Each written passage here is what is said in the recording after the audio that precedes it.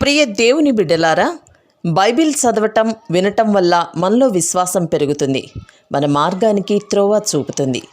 సమస్త జనులను శిష్యులనుగా చేయుడి మత్తయి 28:19 వచనంలో దేవుని వాక్యం తెలియచేస్తోంది. తెలుగు బైబిల్స్ను ఆర్ఆర్కే మూర్తి గారు రీసెర్చ్ చేసి విశ్లేషణ చేసిన బైబిల్లోని ప్రతి అధ్యాయాలను వచనాలను వరుస క్రమంలో అనగా ఆదికాండం నుండి ప్రకటనా గ్రంథం వరకు ఇవ్వబడుతుంది. ప్రతి ఒక్కరూ ఆధ్యాత్మికంగా విశ్వాసంలో బలపడి మీ జీవితంలో ఎదుర్కొంటున్న సమస్యల నుండి విడుదల పొందండి. ప్రతి ఒక్కరూ మీ దీవెన టీవీని సబ్స్క్రైబ్ చేసి ఈ వాక్యాన్ని లైక్ చేసి మీ మిత్రులకు బంధువులకు షేర్ చేయండి. దేవుని సువార్తను ప్రకటింపబడుటలో మీరు పాలిభాగస్తులు కండి. ప్రియ శ్రోతలు, మీ బైబిళ్ళు తెరవండి. ఈ రోజున మన పాఠం మీకా గ్రంథం 4వ అధ్యాయం 1 నుండి 5వ వచనం వరకు శ్రద్ధగా వినండి. అంత్యదినములలో యెహోవా మందిర పర్వతముల శిఖరమున స్థిరపరచబడి కొండల కంటే ఎత్తుగా ఎత్తబడగా ప్రవాహము వచ్చినట్లు జనులు దానిలోనికి వస్తారు. కాబట్టి ఆ కాలమున అన్యజనులనేకులు వచ్చి సీయోనులో నుండి ధర్మశాస్త్రమును, యెరూషలేములో నుండి యెహోవా వాక్కును బయలు వెళ్ళుతాయి. యాకోబు దేవుని మందిరమునకు, యెహోవా పర్వతమునకు మనము వెళ్ళుదము రండి. ఆయన తన మార్గముల విషయమై మనకు బోధిస్తూ మనము ఆయన త్రోవలలో నడుచుకుందాము అని చెప్పుకుంటారు. ఆయన మధ్యవర్తి అయి అనేక జనములకు న్యాయము తీరుస్తాడు. దూరమున నివసించే బలము గల అన్యజనులకు తీర్పు తీరుస్తాడు. వారు తమ ఖడ్గములను నాగటి నక్కులుగాను తమ ఈటెలను మచ్చు కత్తులుగాను సాగగొడతారు. జనము మీదికి జనము ఖడ్గము ఎత్తకుండా ఉంటుంది. యుద్ధము చేయ నేర్చుకొనుట జనులు ఇక మానేస్తారు. ఎవరి భయమూ లేకుండా ప్రతివాడు తన ద్రాక్ష చెట్టు క్రింద, తన అంజూరపు చెట్టు కింద కూర్చుంటాడు. సైన్యములకు అధిపతి అయిన యెహోవా మాట ఇచ్చి ఉన్నాడు. సకల జనములు తమ తమ దేవతల నామము స్తుతిస్తూ నడుచుకుంటారు. మనమైతే మన దేవుడైన యెహోవా నామమును ఎల్లప్పుడూ స్మరించుకుంటాము. శ్రోతలు వింటున్నారా? ఈ 4వ అధ్యాయంలో కడవరి దినాల ప్రవచనాలున్నాయి. యూదుల కాల నిర్ణయం ప్రకారం దినము సాయంకాలంతో ప్రారంభమవుతుంది, రాత్రితో మొదలవుతుంది. మొదటి 3 అధ్యాయాలలో తీర్పు ప్రకటించబడింది. మీకా 7వ అధ్యాయం 18వ వచనం, దేవా నిన్ను పోలిన వాడెవడు అనే విలువైన ప్రశ్న ఉంది. గత పాపాల నిమిత్తం భవిష్యత్తులో తీర్పు విధించటంలో ఆయనను పోలిన వారెవరు? తీర్పు అనే గాఢాంధకార నిశీధంలో కూడా వెలుగురేఖ కనిపిస్తోంది. ఇప్పుడు 4వ అధ్యాయంలో మీకా ప్రవచనాలు మరో మలుపు తిరిగాయి. రాబోయే మహిమను ప్రవక్త మనకు చూపుతున్నాడు. 4-5 అధ్యాయాలలో దేవుని మహిమ దర్శనం మనం చూస్తాము. తీర్పు వచనాలు కూడా మనకు అక్కడక్కడ తటస్థపడతాయి. సూర్యుని ప్రకాశానికి అప్పుడప్పుడు మబ్బులు అడ్డం వచ్చినట్లు తీర్పు ప్రకటనలు మనకు ఎదురవుతాయి. రాబోయే కాలాన్ని గురించి ప్రవక్త అన్నాడు, పర్వత శిఖరాన ప్రభువు మందిరం నెలకొల్పబడుతుంది. కొండలన్నిటిలోకి అది ఎత్తైన కొండ. మహాజనప్రవాహం అందులోకి వస్తుంది. ఇది యెషయా 2వ అధ్యాయంలాగే ధ్వనిస్తోంది. మీకా, యెషయా వీరిద్దరూ సమకాలీనులే. ఇద్దరి చేత ప్రవచనాలు పలికించినవాడు పరిశుద్ధాత్మే గదా. అందుకే వీరిద్దరి మాటలు అక్కడక్కడ అచ్చం ఒకలాగే ఉంటాయి. అంత్యదినములలో జరగబోయే సంగతులను మీకా ప్రవచిస్తున్నాడు. నెబుకద్నెజరు, ఆ తరువాత రోమా సేనాని టైటస్ వచ్చి యెరూషలేము నగరాన్ని ధ్వంసం చేసిన తరువాత కాలాన్ని సూచిస్తూ మీకా ప్రవచిస్తున్నాడు. ఇక అంత్యదినాలలో జరగబోయే వృత్తాంతం. పాత నిబంధనలో అంత్యదినములు అనే మాట ఒక సాంకేతిక పదం. మత్తయి సువార్త 24వ అధ్యాయం 21వ వచనంలో రాయబడింది, లోకారంభము నుండి ఇప్పటి వరకు అట్టి శ్రమ కలగలేదు, ఇక ఎప్పుడునూ కలుగబోదు. ఆ దినము లేక అంత్యదినములు అనగా మహాశ్రమల కాలమని మనము గ్రహించాలి. 7 సంవత్సరాలు మధ్యాకాశంలో ప్రభు తన సంఘంతో ఉంటాడు. ఆ పిమ్మట ప్రభువు దిగి వస్తాడు. ఆయన రాకడతో శ్రమల కాలం ముగిసినట్లే. ఆయన వచ్చి తన రాజ్యాన్ని స్థాపిస్తాడు. అంత్యదినాలు అన్నప్పుడు శ్రమల కాలం, ప్రభువు రాకడ, రాజ్య సంస్థాపన, 1000 ఏండ్ల రాజ్య పాలన ఇవన్నీ అందులో ఇమిడి ఉన్నాయి. అంత్యదినములు అని మీకా అంటున్నాడంటే సుదూర భవిష్యత్తును అతడు చూస్తున్నాడు. ఇశ్రాయేలుకు అప్పుడు అంధకారం, కాని మహోజ్వలమైన భవిష్యత్తును దేవుడు వారికి చూపుతున్నాడు. ప్రవక్త ప్రవచిస్తున్నాడు. ఇశ్రాయేలుకు వారి పతనావస్థలో దేవుడు ఆశాతారను చూపుతున్నాడు. యెహోవా మందిర పర్వతము పర్వతముల శిఖరమున స్థిరపరచబడుతుంది. అది కొండల కంటే ఎత్తుగా ఎత్తబడుతుంది. పర్వతము అనేది ఉపమానార్థంలో వాడబడిన మాట. అక్షరార్థంగా కూడా అర్థం చెప్పాల్సిన సందర్భాలు ఉన్నాయనుకోండి. దానియేలు గ్రంథంలో పర్వతానికి ఉపమానార్థం ఉంది. దానియేలు 2వ అధ్యాయం 34-35 వచనాలు. చేతి సహాయము లేక తీయబడిన ఒక రాయి ఇనుము మట్టి కలిసిన ఆ ప్రతిమ యొక్క పాదాల మీద పడి దాని పాదాలను తుత్తునియలుగా విరగగొట్టినట్లు కనబడింది. ఇనుము మట్టి ఇత్తడి వెండి బంగారము ఏకముగా దంచబడి కళ్లములోని చెత్తవలె కాగా వాటికి స్థలము ఎక్కడా దొరకకుండా గాలి వాటిని కొట్టుకొనిపోయింది. ప్రతిమను విరగగొట్టిన ఆ రాయి సర్వభూతలమంత మహాపర్వతమైంది. ఆ రాయి రాబోయే క్రీస్తును సూచిస్తుంది. ఆ రాయి ఇంతింతై భూలోకమంతటినీ నింపింది. ఈ పర్వతం దానియేలు ప్రవచన పరిభాషలో క్రీస్తు రాజ్యమే. ఈ భూమిపై క్రీస్తు రాజ్యం స్థాపించబడుతుంది. భూమి యందంతటా ఆయన రాజ్యం వ్యాపిస్తుంది. ఇది ప్రవచనోపమానం. బైబిలులో అన్నిటికీ ఆధ్యాత్మిక అర్థం చెప్పడానికి పూనుకోరాదు. యెరూషలేము పర్వతముపై నిర్మించబడిన పట్టణం. మీకా యెరూషలేమును గురించి మాట్లాడుతున్నాడు. అది పర్వత పట్టణం. 1000 ఏండ్ల పాలనలో కేంద్రం యెరూషలేమే. ఈ భూమిపై దేవుని రాజ్యం స్థాపించబడితే రాజధాని కేంద్రం యెరూషలేమే. ప్రజావాహిని జనప్రవాహం అందులోకి పారుతుంది. ప్రవహించడం అనే మాట స్వచ్ఛంద క్రియను సూచిస్తుంది. ప్రవాహం పరవళ్లు తొక్కుతూ ఎలా పారుతుందో పరిశీలించండి. ప్రజాహృదయాలు స్వచ్ఛందంగా స్పందిస్తాయి. మెస్సియా వస్తాడు. ఆయన వచ్చినప్పుడు గాని ఈ ప్రవచనం నెరవేరదు. ఈ రోజున యూదులు తిరిగి రావటం కాదు, దేవుని వైపునకు కూడా ఒకానొక రోజున వారు తిరిగినప్పుడే ఈ ప్రవచనం పూర్తిగా నెరవేరిందని అర్థం. ఆ రోజున యెరూషలేము నుండి దేవుని వాక్యం బయలువెడలుతుంది. యెరూషలేములో ప్రస్తుతం అట్టి వాతావరణం లేదు. యెరూషలేము నుండి దేవుని వాక్కు బయలువెడలి ప్రవహించే రోజు వస్తుంది. అప్పుడు మీకా ప్రవచనం నెరవేరుతుంది. యేసు ప్రభువు రాకడకు తేదీలు నిర్ణయించకండి. ప్రవచనాలు నెరవేరే దినం ముందు రాబోతోంది.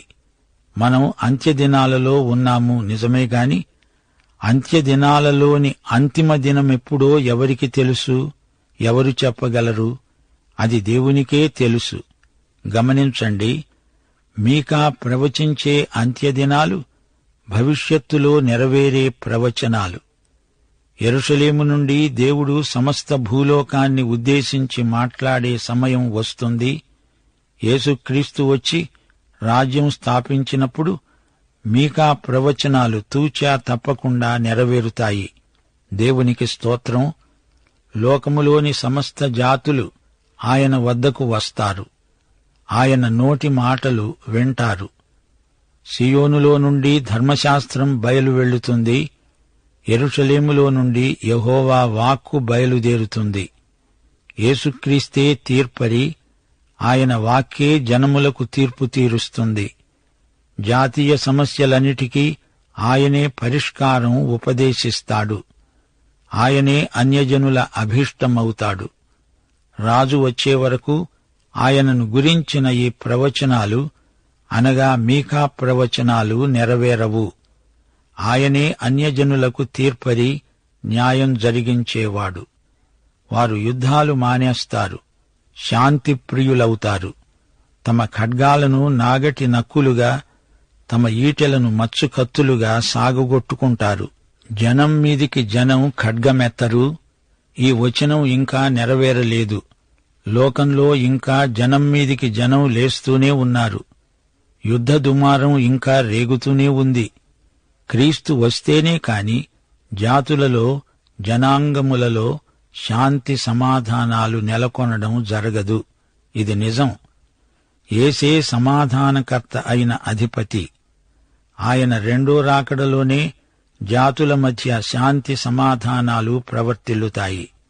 లూకాసు వార్త 11వ అధ్యాయం 21వ వచనం, బలవంతుడు ఆయుధములు ధరించుకొని తన ఆవరణమును కాచుకునేటప్పుడు అతని సొత్తు భద్రముగా ఉంటుంది అనుకునే రోజులివి.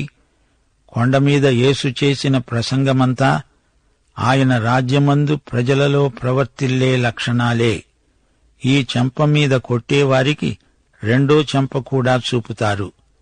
మీకా ప్రవచనాలన్నీ నెరవేరబోయే కాలం ఇంకా భవిష్యత్తులోనే ఉంది. నిర్భయంగా ప్రతి ఒక్కడూ హాయిగా నిశ్చింతగా కూర్చుంటాడు. ఈ ప్రవచనం రాబోయే కాలంలో తప్పక నెరవేరుతుంది. దేవుడు వారినందరినీ తిరిగి వారి భూమికే కాదు, తన వైపునకు కూడా ఆకర్షించుకొని రప్పించుకుంటాడు. ఇంతవరకు వారు అటూ ఇటూ తిరిగారు. అయితే ఆయన ప్రజలు ఆయన నామమునే ఎల్లప్పుడూ స్మరించుకుంటారు. అన్యులకు అనేక రకాల దేవుళ్ళున్నారు. వారిని దేవుడు తన వైపునకు ఆకర్షించుకుంటాడు. ఆయన దగ్గరికి వచ్చినవారు అహర్నిశలు ఆయన నామస్మరణే చేసుకుంటారు. ప్రియశ్రోతలు వింటున్నారా? పర్వతమందిరములో దేవుని మహిమను మీకా ప్రవచిస్తున్నాడు. అప్పుడు ఆ రోజున ప్రజల ఆనందం చెప్పతరం కాదు. దేవుని నామము ఉంచబడిన ఆయన పర్వత మందిరానికి తిరిగి ఉజ్జీవం రాబోతోంది. అంత్యదినాలకు సంబంధించిన ప్రవచనమిది. 1 కొరింథీ 10వ అధ్యాయం 11వ వచనం. ఈ సంగతులు దృష్టాంతముగా వారికి సంభవించి యుగాంతమందున్న మనకు బుద్ధి కలగడానికై వ్రాయబడినవి. పర్వత మందిరము ఇంకా పైకి ఎత్తబడుతుంది. కొండలన్నిటికి పైగా దేవుని కొండ ఎత్తబడుతుంది. సత్య ఏకదేవుని ఆరాధనా మందిరమది. మందిరము దైవారాధన కేంద్రం. దేవుని రాజ్యమందు అది యూదమత కేంద్రం కాదు. సమస్త జాతులు వచ్చి సత్య ఏక దేవుణ్ణి ఆరాధిస్తారు. ఆత్మతో సత్యముతో దేవుణ్ణి సమస్త జాతులు ఆరాధిస్తాయి. ఆ రోజున అది స్థానికం కాదు, సార్వత్రికం, సార్వజనీనం. జనాంగాలు అక్కడికి తరలి వస్తారు. ప్రవాహంలాగా పొర్లిపారుతారు. అన్ని జాతులకు ఆయన ఆరాధ్య దేవుడవుతాడు. ఆ కొత్త దర్శనానికి అందరూ ఎంతగానో ప్రభావితులవుతారు. ధర్మశాస్త్రం ఒకే జాతి కోసం వచ్చింది గాని కృపాసువార్త ఈ లోకంలోని సమస్త జాతులను ఉద్దేశించి ప్రకటించబడింది, బోధించబడుతోంది. యేసు వచ్చి తన రాజ్యం స్థాపిస్తాడు. అది శ్రేయో రాజ్యం. అందులో నీతి పరిపాలిస్తుంది, నైతిక రాజ్యం. ఆధ్యాత్మిక విలువలు రాణించే మహారాజ్యం. ధర్మశాస్త్రం అంటే ఇక్కడ మోషే ధర్మశాస్త్రం కాదు, ఇది దేవుని ఉపదేశ క్రమం. సామెతలు 6వ అధ్యాయం 23వ వచనం. ఆ మందిరమందు ఆజ్ఞే దీపం, ఉపదేశమే వెలుగు. అందుకే అన్యజాతులన్నీ ఈ కొత్త ఆలయానికి ఎగబడతారు. అక్కడి నుండి యెహోవా వాక్కు వెల్లడి అవుతుంది. అదే సార్వత్రిక సువార్త, శుభవార్త. మొట్టమొదట భౌగోళికంగా సువార్త ప్రారంభమైంది ఇక్కడే. యేసు బహిరంగ సేవ చేసిన స్థలమది. ఇక్కడే ఆయన చనిపోయాడు, తిరిగి లేచాడు. ఆరోహణమైంది ఇక్కడి నుంచే. ఇక్కడి నుంచే అపోస్తలులు బయలుదేరారు. ఇక్కడే పెంతెకొస్తునాడు పరిశుద్ధాత్మ వారి మీదికి రాగా వారు భూదిగంతాల వరకు యేసుకు సాక్షులై హతసాక్షులయ్యారు. సువార్త ధర్మశాస్త్రానికి విరుద్ధం కాదు. సువార్త ధర్మశాస్త్రానికి నెరవేర్పు. ధర్మశాస్త్ర ప్రయోజనం యూదులకైతే సువార్త లోకమంతటికీ దేవుడనుగ్రహించిన రక్షణ శుభవార్త. యేసు రెండో రాకడలో లోకమంతటికీ సార్వత్రిక శాంతి సమాధానములు కలుగుతాయి. ఆయనే నానాజాతులకు ఏకైక తీర్పరి. ఆయన రాజ్యాన్ని ఎవరు అంగీకరిస్తారో, ఎవరు కోరుకుంటారో, ఆయన సువార్తను ఎవరు నమ్ముతారో ఆయా వ్యక్తులకు, జాతులకు శాంతి సమాధానం ప్రాప్తిస్తాయి. ఇది శాంతి సువార్త, ప్రేమ సువార్త. ప్రకటన గ్రంథం 11వ అధ్యాయం 15వ వచనం ఏమంటోంది? ఈ లోకరాజ్యము మన ప్రభువు రాజ్యము, ఆయన క్రీస్తు రాజ్యము అయింది. ఆయన యుగయుగముల వరకు ఏలుతాడు. ఆయన రాజ్యమంతటా శాంతి, ప్రేమ నిండి ఉంటాయి. అందరికీ, జాతులన్నిటికీ ఆయనే న్యాయము తీర్చేవాడు. ఆయనే న్యాయాధిపతి అయి తీర్పు తీరుస్తాడు. దూరమున నివసించే బలమైన అన్యజాతులకు ఆయనే తీర్పు తీరుస్తాడు.